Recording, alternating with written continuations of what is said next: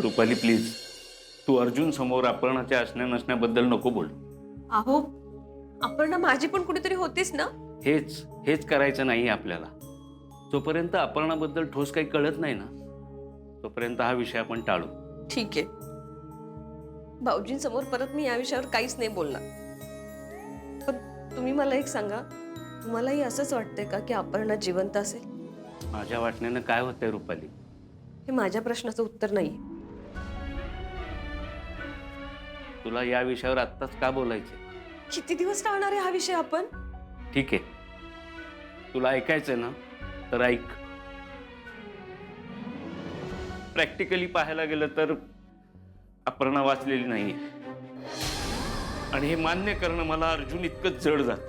म्हणजे अपर्णावर माझा राग होता, पण म्हणून आसगावमध्ये असताना तिने माझ्या नाजूक काळात मला दिलेला आधार, माझ्यासाठी सरकारांविरोधात उभं राहणं, हे लक्षात आहे माझ्या. अहो रुपाली, मी तुला कधी बोललो नाही, पण अपर्णा मला माझ्या लहान बहिणीसारखी होती. ज्या गोष्टी मान्य करायला एखाद्या पुरुषाला आयुष्य जावं लागतं ना, त्या गोष्टी सहजासहजी मान्य करायला लावल्या तिनं मला. आणि आत्ता आपलं सगळं चांगलं आहे, त्याला कारण अपर्णाचं नाही. तुम्ही म्हणताय ते सगळं खरं. मग मी तरी अपर्णाचं जाणं कसं मान्य करू सांग ना? मला कळतंय या ठिकाणी अपर्णा नसल्याचा त्रास सगळ्यात जास्त अर्जुनला होणार आहे, आणि मला ते नकोय. म्हणून मला वाटतं माझा अंदाज चुकावा आणि अपर्णा परत यावी. तुम्ही शांत व्हा. चुकलं माझं. मी ना अपर्णाच्या असण्या नसण्याबद्दल परत काहीच नाही बोलणार. रुपाली, माझा राग नाहीये तुझ्यावर, पण मला जे जे वाटतं ना ते मी अर्जुनला बोललोय. विश्वास ठेव माझ्यावर.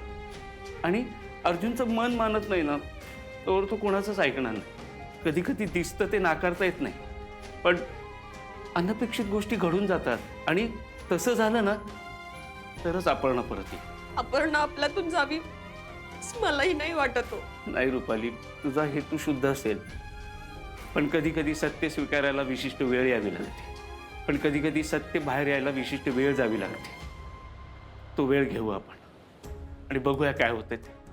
आता हे खरं आहे की अपर्णा असण्यापेक्षा गेल्याचेच पुरावे जास्त आहेत त्या ठिकाणी, पण आपण काही वेळ शांत राहिलेलंच बरं. पण एक खरं आहे, अमोलसाठी का असे ना भाऊजींना हळूहळू ह्या गोष्टी मान्य कराव्या लागतील.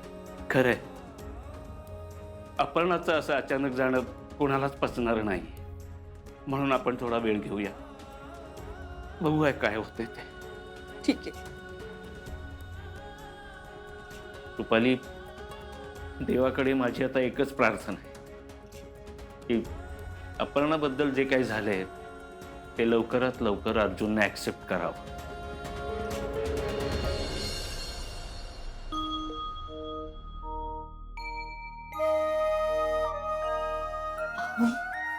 दीदी शिवाय जगणं अवघड होईल का मला? हो, जे झालं ते स्वीकारून आता आपल्याला पुढे जावंच लागणार ना हो. काय स्वीकारू मी? पण अगं मी शाळेत एवढा हुशार नव्हतो ग, पण मला प्रत्येक विषयाची पुस्तकं भेटल्याशिवाय दीदीनं स्वतःला कधीच पुस्तकं नाही खरेदी केली. काय पण असो, दीदीनं पहिल्यांदा या दीप्याचा विचार केलाय. मोना, तुला सांगू का, मोठा होत असताना मला मम्मीपेक्षा जास्त आदर दीदीचा वाटलाय ग. मम्मी गेल्यावर दीदीने या घराला तर आताच्या फोडासारखं जपले. खरंच पंचांचं आयुष्य ना कधीच सोपं नव्हतं. म्हणा दीदी कायम म्हणायची, या शहराच्या स्पर्धेत जर टिकून राहायचं असेल ना तर माणसानं आपल्या पायाला लागलेली गावाकडची माती कधीच झटकू नये. कलेक्टर होऊन पण तिनं गावाला कधीच अंतर दिलं नाही. तिच्या बोलण्यातनं, तिच्या चालण्यातनं कायम काय ना काहीतरी शिकवत आली माणसानं. हो, हे बघा, तुम्ही सावरा स्वतःला. अर्जुन दादा नक्की त्यांचा तपास करतील. कसला तपास मोना? अगं हे असं काय ऐकण्यापेक्षा माझा जीव गेलेला बरा. अहो, तुम्ही काय बोलताय? असं बोलू नका ना प्लीज. हे बघा, तुम्ही असं बोललात तर छोट्या सरकारांची काळजी कोण घेणार? आणि हे असं काहीतरी बोलताना जर त्यांनी ऐकलं तर अहो त्यांची काय अवस्था होईल माहितीये का? मोना, आपल्याला जर दीदीबद्दल काय कळालंच नाही ना तर आपण स्वतः पण अंधारात नाही राहायचं. आणि अमोलला पण सगळं सांगायचं असं वाटतंय मला. हे बघा कळतंय मला, पण हे सगळं सोपं नाहीये हो. आपण कितीही मान्य करण्याचा प्रयत्न केला ना तरी ही माणसं कुठून तरी माघारी येतील असं कायम वाटत राहणार आहे आपल्याला, कारण त्यांच्याबद्दल ठोस आपल्याला असं काही कळालेलंच नाहीये. मोना, या सगळ्यात अमोलला आणि दाजींना आपणच आधार दिला पाहिजे. त्यांच्या पाठीशी खंबीरपणे उभं राहिलं पाहिजे. म्हणून आपल्याला तसं रडत बसता नाही येणार. हो, पण दीदीचं असं अचानक गायब होणं लय प्रश्न उभा करणार आहे ग. खरं आहे हो. मला अजून पण वाटतं बापूंची शंका योग्य आहे. कोणीतरी हा अपघात घडवून आणलाय असंच वाटतंय मला. मोना, तसं जर का असेल ना, दाजी त्याचा नक्कीच तपास घेतील. पण हे सगळं कोणी केलंय याचा शोध घेणं सोपं नसणार आहे. अय चिंचुके, इन्स्पेक्टर, अय बघितलं का सगळा शुकशुकाट. कलेक्टर मॅडम गेल्या आणि ह्यांच्या पुंग्यात टाईट झाल्या. इथं बर का, हिथं मला लॉकअप मध्ये टाकलं होतं. सांगितलं होतं गुढीत राहाल तर फायद्यात राहाल. ह्या हितच त्या कलेक्टर मॅडमची कायमची सुट्टी करायची असं मनात आलं होतं. तो इन्स्पेक्टर कसा खुर्ची वाढायचा. थांब. नाही नाही, या. आ. ऐ. ऐ.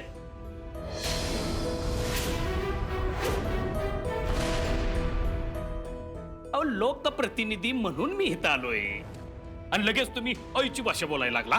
सर, तुम्ही इथे का आणि कशासाठी आलात ते आम्हाला माहित नाही, पण आता सध्या आम्ही खूप अवघड परिस्थितीतून जात आहोत. अहो, मग आमच्यासाठी कुठं सोपी वेळ आहे मॅडम.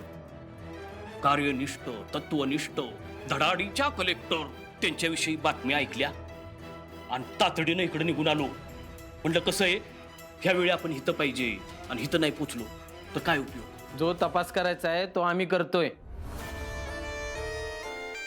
अहो, मग तपासात आमचा खारीचा वाटा असू दे की. अहो, कायद्यासाठी आमच्यासारख्या प्रतिष्ठित माणसाच्या हातात बेड्या ठोकणाऱ्या धडाडीच्या कलेक्टर अपर्णा सुरेश माने यांच्याविषयी असं घडतंय. किती दुर्दैवी आहे. सर, ठीक आहे, जर आम्हाला तुमची गरज लागली तर आम्ही तुम्हाला नक्की सांगू, पण आता या क्षणाला तुम्ही इथून निघा प्लीज. नाही, असं कसं. अहो, मागितल्यावर केली तर ती मदत कसली. फैजू, आपली 4-5 पोरं पाठवून दे मॅडमला शोधायला. हा, पाठवतो की. 4-5 पोरं मोकळीच येतात. अरे त्यासाठी आमचे साहेब आणि आमची टीम खंबीर आहे, ती आहेत ड्युटीवर. मग एक काम करू, मॅडम विषयी माहिती देणाऱ्याला 1 लाख रुपये बक्षीस आमच्याकडनं मी जाहीर करतो. म्हणजे कसं आहे, लोकांच्या माध्यमातून मॅडम आपल्या समोर येतील. मॅडमला शोधायला महाराष्ट्र पोलीस खंबीर आहेत, तुमची गरज नाही. अर्जुन साहेब, हा?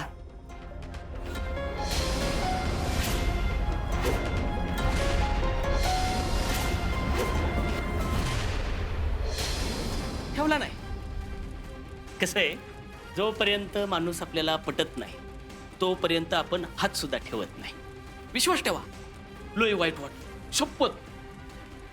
लांब गेलो होतो फिरायला, डायरेक्ट इकडं आलो. आला असाल ना, तर निघायची वेळ झाली. आणि बघा, तुम्हाला आम्हाला पोलिसांना काय मदत करायची असेल तर करा, पण इकडे येऊन बढाया मारू नका. हाय का?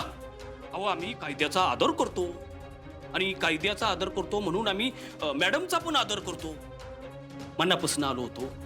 असा बड्या बिड्या मारायचा काय उद्देश नव्हता हो. हे बघा गिरीश गायकवाड, आम्ही पोलीस आहे. आमचे शुभचिंतक कोण, हितचिंतक कोण हे आम्हाला सांगायची गरज नाही तुम्ही. आणि ज्या दिवशी अपर्णा मॅडमबद्दल सगळं क्लिअर होईल ना, त्या दिवशी कोणाच्या पुंग्या टाईट होतील ना, ते सगळेजण बघतील. आमची मदतीची भावना बोलून दाखवावी म्हणून इथं आम्ही आलो. तुमची मदतीची भावना बोलून दाखवायला इकडे आलाय का ऍक्सिडेंट मध्ये काय झालंय हे जाणून घ्यायला तुम्ही इकडे आलाय? हे कळलंय मला. निघा आता. मॅडमचा शोध घ्या, काळजी घ्या. अहो तुम्हाला एवढा त्रास देणाऱ्या माणसाला असं बाहेर फिरून द्यायचं? शोधा बरं. येऊ का? हा पैजू, 4-5 पोरांना पाठवच. मॅडम गावल्या तर गावल्या. येऊ का?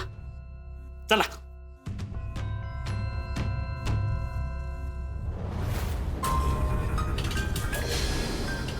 चिंचुके, हा माणूस दिसतोय ना तसाच आहे, वाकडा. याची सगळी माहिती काढायची. आप्पीच्या ऍक्सिडेंटमध्ये नक्कीच याचा हात असणार आहे. नमस्कार नमस्कार नमस्कार. नमस्कार जीजी. काही दिवसांपूर्वी ज्या अपर्णा मॅडमांनी तुमच्यावर कारवाई करत तुम्हाला अटक केली होती, त्याच चौकशीसाठी तुम्ही इथे आलायत असं समजायचं का आम्ही? अर्थात त्यात चुकीचं काय आहे? त्यांना आम्ही दोषी वाटलो, त्यांनी आम्हाला अटक केली. आता नंतर आम्ही आमच्या पद्धतीनं स्वतःला निर्दोष सिद्ध केलं, ही गोष्ट वेगळी. पण म्हणून काय आमचं वैर आहे असं होत नाही ना. कसं आहे, अपर्णा मॅडम सरकारी अधिकारी आहे, त्यांची चौकशी करणं आमचं कर्तव्य आहे लोकप्रतिनिधी म्हणून. कायद्याच्या कचाट्यातून तुम्ही सुटलात, पण तुमच्या जवळची व्यक्ती अजूनही तिथे आहे. याबद्दल अजून तुम्ही काही बोलला नाहीत. हे बघा, मी निर्दोष आहे म्हणून मी सुटलो. ज्यानं गुन्हा केलाय तो आत आहे ना. आणि मला असं वाटतंय सध्या त्या विषयावर बोलण्याची ही योग्य वेळ नाही. आज काय बोलणं झालं हे कळू शकेल आम्हाला? मदतीच्या उद्देशानं खरं तर मी इथपर्यंत पोहोचलो. अपर्णा मॅडमना शोधण्यासाठी जी काय मदत लागेल ते देण्याचं आश्वासन मी पोलिसांना केलेलं आहे. मदतीचं स्वरूप कळू शकेल आम्हाला? नुसतं बोलून शांत राहणारा मी माणूस नाहीये. अपर्णा मॅडम विषयी जो कोणी माहिती देईल त्याला मी या ठिकाणी आत्ता 1 लाख रुपये बक्षीस जाहीर करतो. कसं आहे, तुमच्या माध्यमातून कळू द्या लोकांना. ही मदत खरंच कामी येईल असं वाटतं तुम्हाला? ते वेळ ठरवेल. सध्या तरी अपर्णा मॅडम सारख्या कर्तव्यदक्ष धडाडीच्या माणसाची समाजाला गरज आहे. खरं तर माने आणि कदम कुटुंबियांच्या दुःखामध्ये मी सहभागी.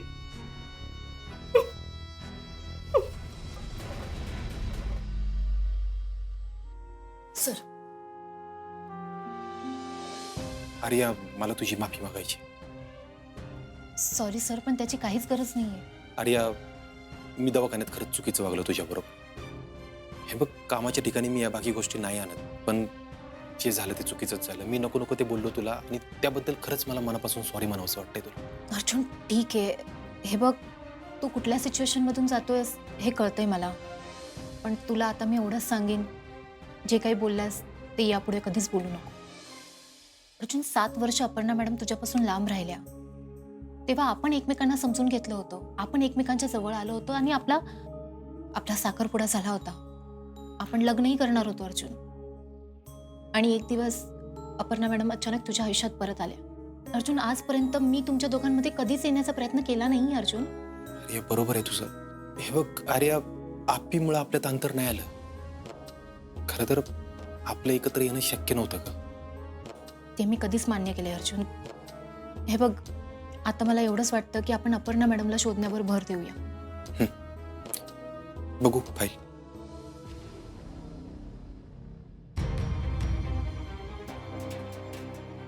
या फाईलमध्ये अपर्णा मॅडमच्या ॲक्सिडेंटपासून ते मिसिंगपर्यंतच्या सगळ्या डिटेल्स मी नमूद केलेल्या आहेत. शिवाय आपण त्यांना कोणत्या ठिकाणी कोणत्या वेळी शोधलेलं आहे ते सुद्धा नमूद आहे. सर, या फाईलवरून हेच क्लिअर होतंय की अपर्णा मॅडम आपल्याला अजूनही सापडलेल्या नाही आहेत.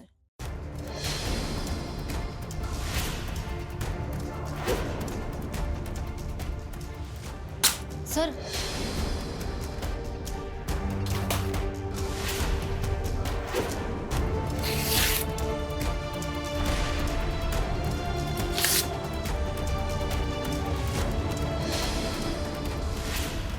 आप्पीचा मी सगळीकडे परत शोध घेणार आहे, आणि जोपर्यंत मी सांगत नाही तोपर्यंत अपर्णा सुरेश माने ही फाईल क्लोज होणार नाही.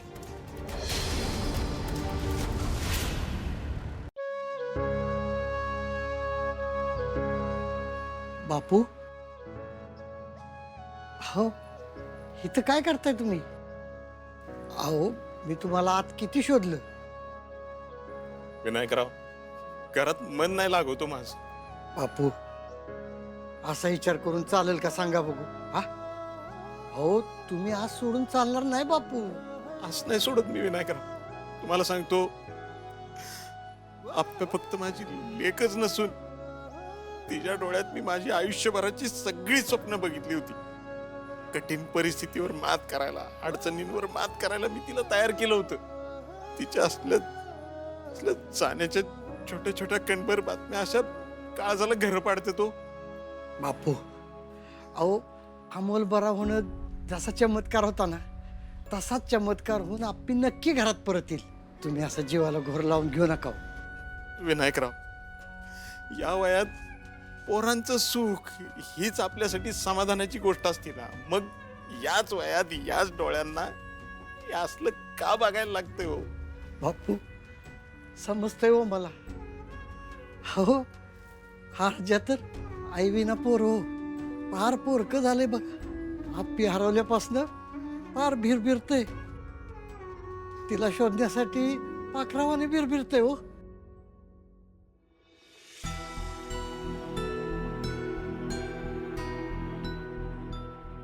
माझी आप्पी पण कामात असताना अशीच पायाला भिंगरी लावून पाहिजे.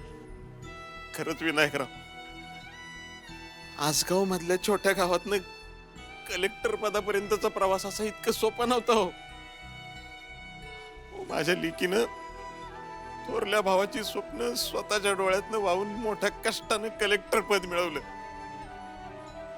तिच्या अशा जाण्याच्या छोट्या छोट्या बातम्या ऐकल्या ना की असं वाटतं आपला जगून काय उपयोग आहे. बापू बापू स्वतःला सांभाळा बापू. आप्या, तुझ्याशिवाय जगण्याची कल्पनाच नाही करू शकत मी. आणि जगायचं तरी कुणासाठी हो? कुणासाठी? या डोळ्याने यश बघायचं, कुणाचं बघायचं आहे? कुणाचंच नाही. मग जगून तरी काय फायदा ना.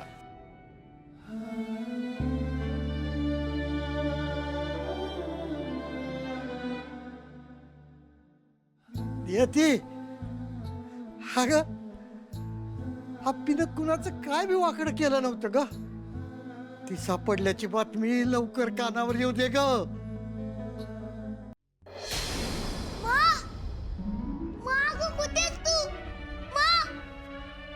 हे माझं बाळूबा, इकडे ये. अगं आता तू इथे होतीस ना, कुठे गेली? अरे बाळा, हे बघ इकडे आहे मी. ये इकडे. अगं मला तुझी आठवण येतेय आणि तुझा फक्त आवाजच येतोय. कुठे आहेस तू? मला तुला भेटायचंय. बाळा, अमोल, काय झालं बाळा? घाबरलास का तू? काय होते बाळा तुला? अमोल, अमोल. रुपाली, मला वाटतं त्याला स्वप्न पडलं असेल. पाणी दे त्याला. बाळा तुला बरं वाटतंय ना? का आपण लगेच दवाखान्यात? नको दीपी मम्मा, मी ठीक आहे. मला नाही जायचं दवाखान्यात. बाळा हे घे, तू पाणी घे आधी. सावकाश.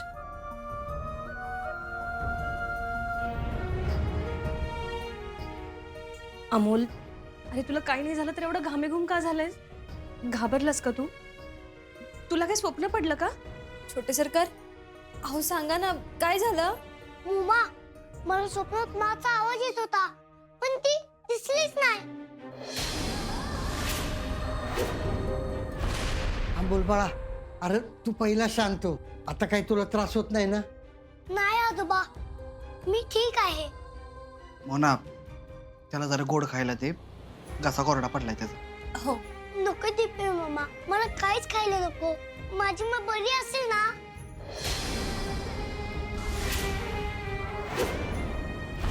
अरे अमोल बाळा, काही होणार नाही तुझ्या माला. तू असा काही विचार करू नकोस आणि काळजी करू नकोस बाळा. अजून ती काय येत नाहीये बापू. अरे अमोल, तुझा बाबा गेला ना तिला शोधायला. तो आणल ना तिला शोधून. तू नको काळजी करू. हा अमोल, बाळा तू जेवढा विचार करशील ना तेवढा तुला त्रास होईल. शांत हो बरं तू. मामा, आई पण माझी माँ. अरे मा येणार की परत. हे बघ, बाबा तिला लवकरात लवकर परत घेऊन येईल. पण मा परत आल्यानंतर तिला तू ठणठणीत दिसला पाहिजे का नाही? मग अमोल, तू आता जास्त विचार करू नकोस. हा आता झोपा. हा, आराम करा. ये.